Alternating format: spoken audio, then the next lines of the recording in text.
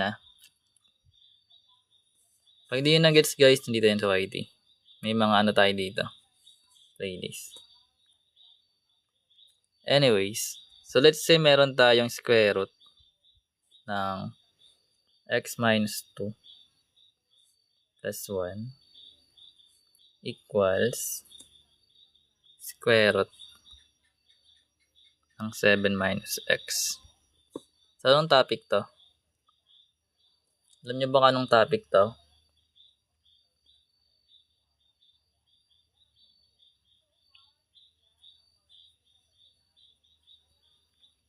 Trabaho to kasi dalawa yung radicals.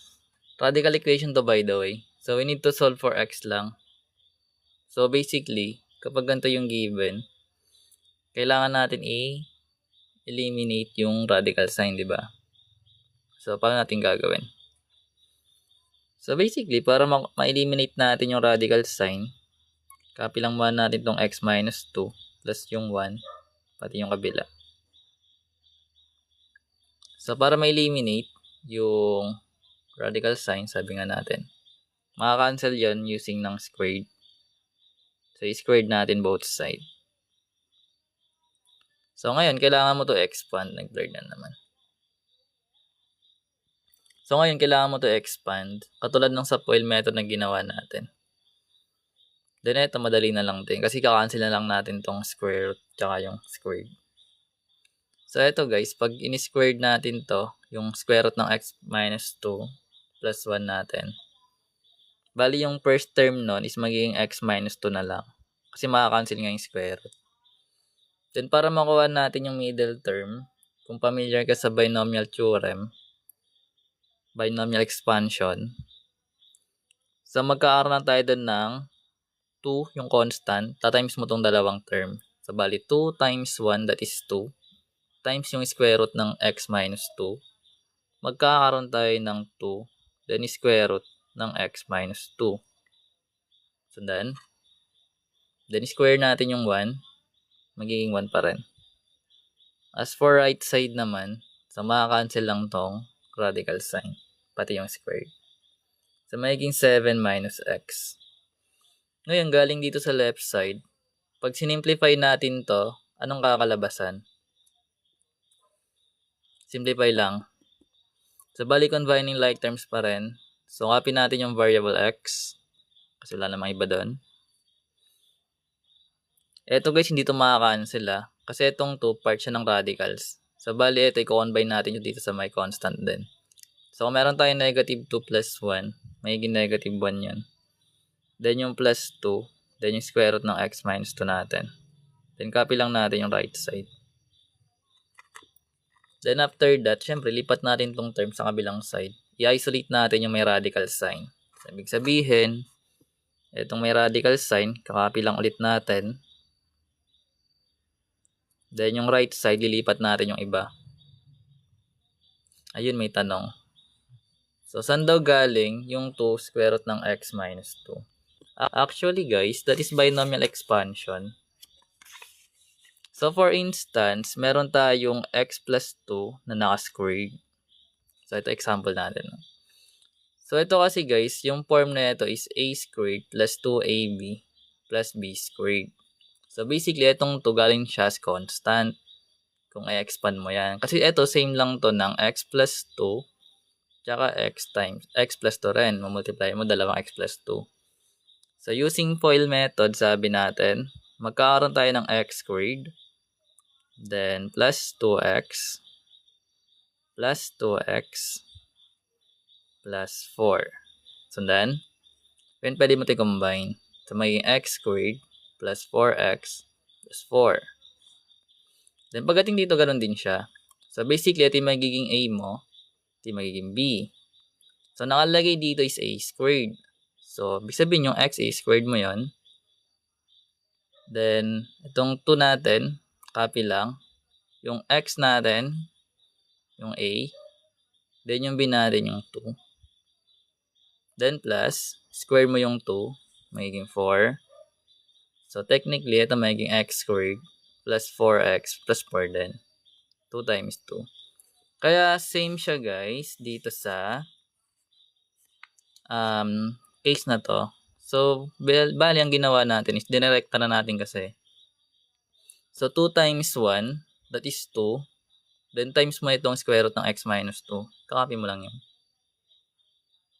Gets mo? Gets mo ba? Hindi. Anyways, yung trip mo, equal method mo na lang.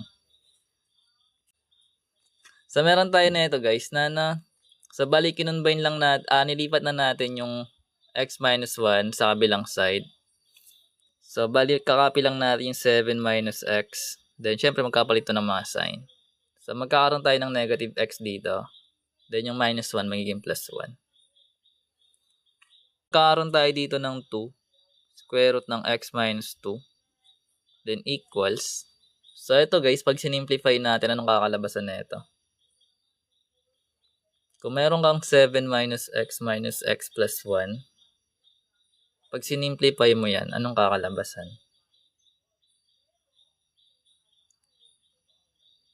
Madali lang yan. Wait, thank you, Krish.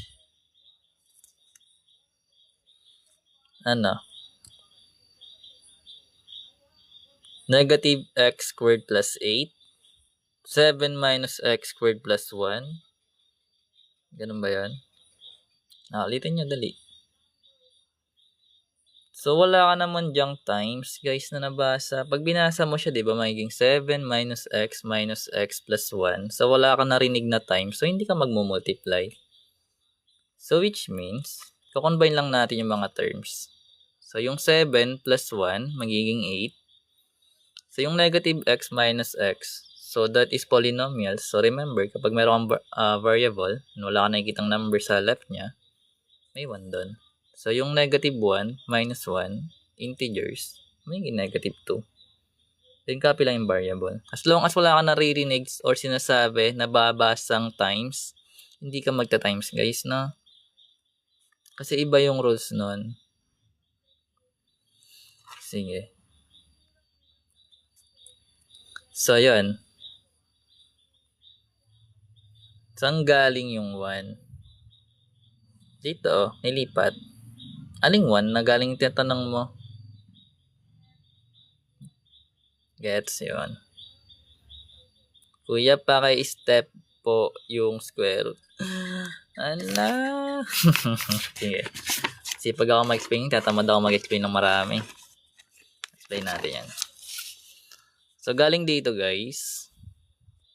Bakit daw nakuha tong x minus 2 na naka 2 square root of x minus 2 plus 1? Anyways. So, sabi natin guys, ito parehas lang siya ng square root ng x minus 2 plus 1 times square root ng x minus 2 plus 1. Ay. Yan. That's, dalawa naka-squared kasi yan eh. So, ngayon, FOIL method. So, kung meron kang x minus 2 times square root ng x minus 2 times square root ng x minus 2. So, bali ito guys, pwede mo siya i-rewrite ng square root ng x minus 2 na naka-squared. Kasi parehas lang sila ng terms. So, which means, sabi natin kanina, ang square root, nakaka-cancel siya ng squared. So, which means, ito makaka-cancel na. Kaya siya magiging x minus 2 na lang. Then, next naman dito. Itong term na to, i-multiply mo sa 1. So, dahil positive yun, magkakaroon ka ng plus 1 times yung square root ng x minus 2. So, remember guys, itong number na whole, minumultiply lang natin to dito sa labas na number. And sabi rin natin, na kapag wala ka nakikitang number sa labas, may 1 yun na invisible. Kaya, kumbaga, yung 1 times 1 is 1 pa rin. Then, itong square root ng x minus 2, kakopy mo lang siya. So, actually, kahit wala na itong 1, understood yun na merong 1 doon. Then, proceed tayo sa kabila. So, ito, same lang siya dito. 1 times square root ng x minus 2. So, magiging 1. Then, square root ng x minus 2 rin siya. Then, sabi natin, pwede natin ito i-rewrite as square root ng x minus 2. Then, yung 1 times 1, so alam na natin yun, dahil pares positive, magiging 1. So, binabasa lang yan para maintindihan ko na yung gagawin. Wherein itong term na to guys is parehas, no? Pwede natin sila i-combine. So, sa pag-combine ng mga terms, ina-add lang natin yung nandito na number. Wherein sabihin natin meron siyang 1 dito. So, yung 1 plus 1 magiging 2. Then, kakopy lang natin yung x minus 2. Then, yung plus 1. Then, syempre, pwede natin ito i-subtract sa kabila or i-add. So, magiging x plus 2, then square root ng, yung squared natin, charot. Wait nga, tama. So, magkaroon tayo ng x minus 2. Then, negative 2 plus 1, that is negative 1. Yan. Sundan. Or, mas madali yun guys, kung gagamit ka na lang ng binomial expansion. Which is, eto nga, ano sinabi natin kanina.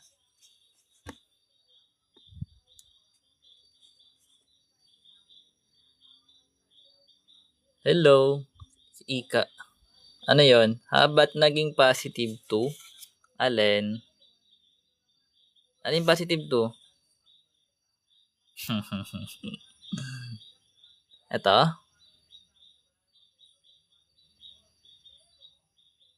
Ito?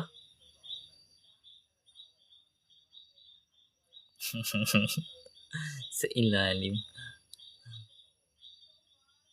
Ito? Uy, hindi mo to i-cancel dito Hindi to maka-cancel guys kasi magkaiba to ng term. Kumbaga, eto na constant na negative 2, pinagsama natin siya sa constant na 1. Kasi ito hindi siya pwede. Kumbaga, pag dinescribe mo siya as variables, pwede mong sabihin na meron kang negative 2 plus let's say, meron tayong square root ng negative x minus 2. Sinabi natin siya na variable x. For example lang, or y, sabihin natin. So, yung negative 2 plus 2y, hindi mo siya pwede i-combine. Kasi magkaiba sila ng terms. Tandaan po, ito magkasama tong dalawa. So, hindi mo to pwede i-cancel siya dito. Kasi may radicals to Actually, yung radicals guys, same lang siya sa polynomials. So, kunyari, meron kang square root ng a plus square root ng a. So, ibig sabihin pareha sila. Same siya sa x plus x. So, yung x plus x, magiging 2x. Kung iti-treat mo to as variable, magiging 2 square root of a. Ganoon lang siya ginagawa actually. Alis parehas lang nga yan Once na familiar ka sa polynomials, sa integers, sa mga fundamentals, hindi na to mahirap. Kaya aralin nyo yan. Mayroon ng playlist. Dito. Nakaidan. Then back tayo dito guys. So ito na yung nakuha natin. 2 square root of x minus 2 then equals x sa 8 minus 2x. Then after that, kailangan ulit natin tanggalin yung square root. So basically, mag-square tayo both side. So pag ni-square root ni-squared natin both side, copy lang.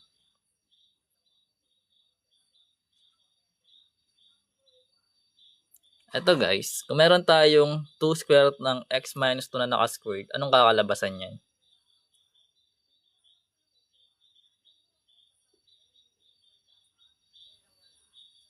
Hindi ko yun alam.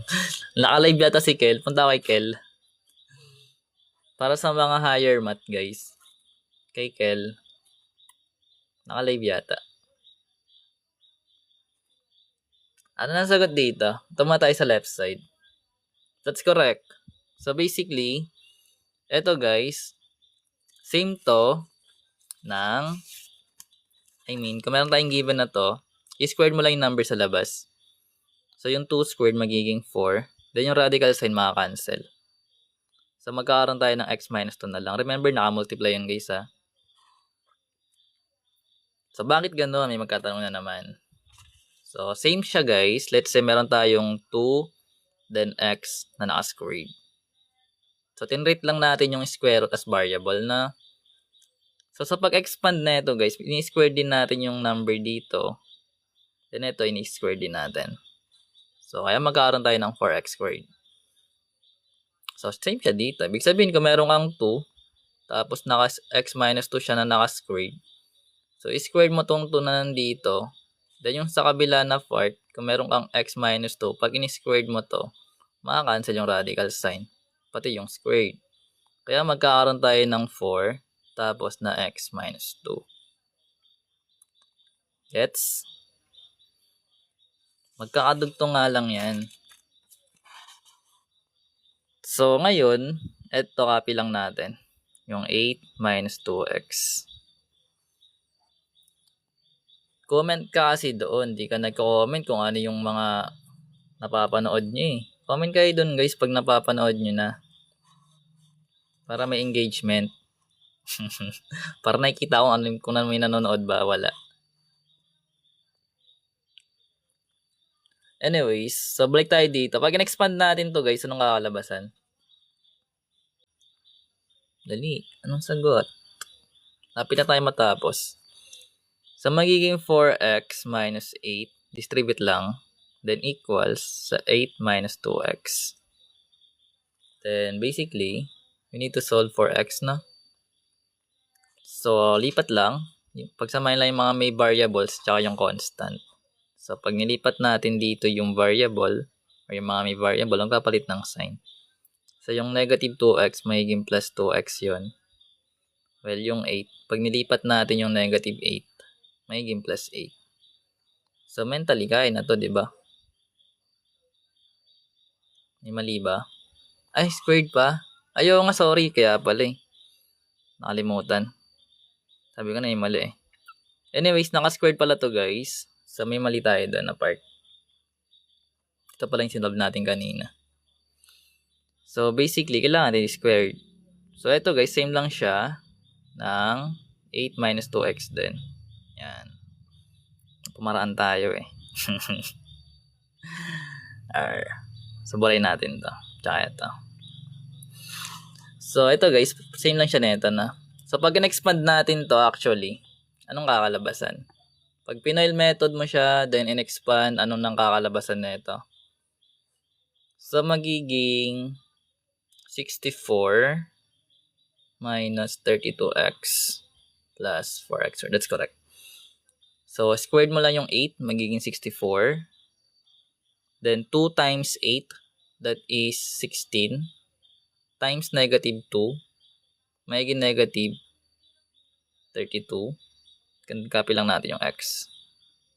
Then yung negative 2x times negative 2x, magiging positive 4x squared.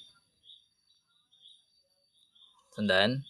Or file method katulad ng ginawa natin kanina, ganun gagawin mo. Pero sabi ko nga guys, gamitan nyo ng binomial expansion para hindi kayo mahirapan. Then kung di nyo naiintindihan yun dito yun sa YT. May mga bits tayo nun. Then balik tayo dito. So ngayon, in-expand na natin. Pagsamahin lang natin yung mga terms muna. Or lipat natin lahat sa right side kasi nandito yung positive na 4x squared natin. So which means, pag in-equate natin sa 0, magkakaroon tayo ng 4x squared. Then minus 32x plus 64. So in-arrange ko lang siya guys ulit na. Then ito magpapalit ng sign. So magiging negative 4x plus 8. Nasusundan ba? May derivative sa YT. Meron marami guys. May mga derivatives doon. Pero mga fundamentals, check mo. Marami doon.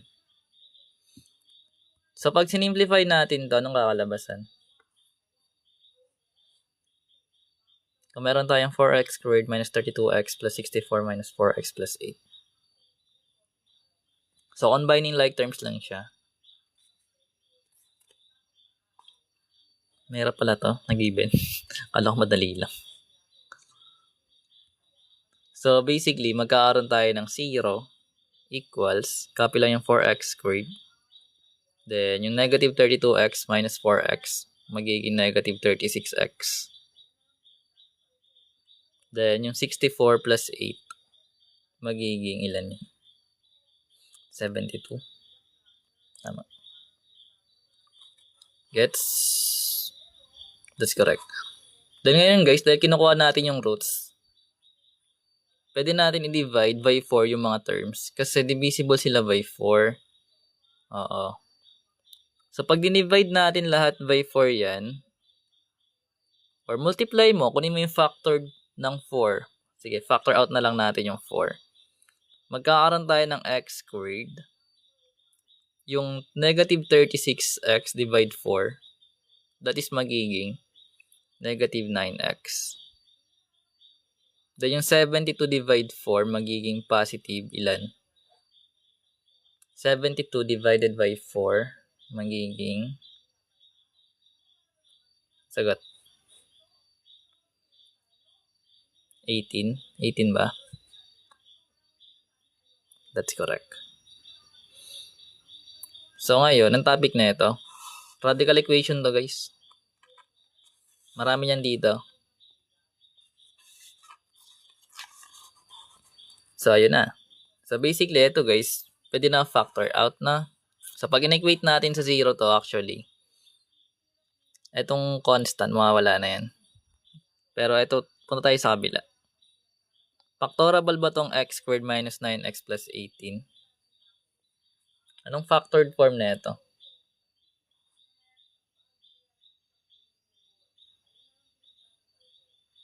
Kasi di ba ang 18, that is 9 tsaka 2, pwede siyang 3 tsaka 6, tama? Oo, that's correct. So magkakaroon tayo ng x minus 3 tsaka x minus 6. Kasi yung negative 3 times negative 6, that is positive 18. And yung negative 3 plus negative 6, magiging negative 9. So tama. So galing dito guys, makakuha na natin yung sagot. Titig method na lang. So yung unang sagot na pwede, possible lang to guys is yung positive 3. Kasi titig method na lang yan. Then yung pangalawa is 6. Possible lang. Pero dahil radical equation to guys, kailangan natin i-check kung yung both na nakuha nating sagot is tama siya. So kailangan mo siya i-substitute dito. So which means, para maintindihan nyo, i-check natin. So by checking, meron tayong unang nakuhang value ng x. Ang 4. Wala na yan guys kasi constant yan. Ang kinukuhaan lang natin ng value ng x is yung may variable x syempre. Constant yan, mababura lang yan. Kasi ini-equate lang natin yung mga variables. Hindi na kaso. Disregarded yan guys kapag walang variable. Yung mga may variable lang, ini-equate natin sa 0. Like, kunyari, ito, x minus 3 equals 0. Then, x minus 6 equals 0. Kaya siya magkakaroon ng 3 tsaka 6. Ganun pag nagkukuha ka ng roots. Anyways, balik tayo dito. O, pwede rin, pag dinivide mo sa 4, mawawala din yun. So, ngayon, meron tayong nakuha na una na variable, which is 3. Check natin yun dito. So, meron tayong square root ng x minus 2. So, papalitan natin yung variable x ng 3 minus 2. Then, plus 1. Then, yung right side, 7 minus x. Magkakaroon tayo ng square root ng 7 minus 3. So, yung 3 minus 2, magiging 1. Square root yun. Plus 1. Then, ito naman guys, magiging square root of 4. And yung square root ng 1 is 1 plus 1 magiging 2. And yung square root of 4 magiging 2. Which is tama. So which means yung x equals 3 tama. Proceed tayo sa 6. Kasi dalawa yung nakuha nating sagot eh. Possible. So pag 6 yung pinlag natin sa x, magkakaroon tayo ng square root ng 6 minus 2 plus 1 equals sa square root ng 7 minus 6. So which means yung 6 minus 2 magiging 4 square root plus 1. Then yung 7 minus 6 magiging 1. And yung square root ng 4 is 2 plus 1. Then ito magiging 1. Wherein yung 2 plus 1 magiging 3 equals 1. Wherein yung 3 is not equal to 1. So which means, hindi sagot yung 6. So yung final answer lang natin for this is yung 3 lang. So ganun pag radical equation. Wala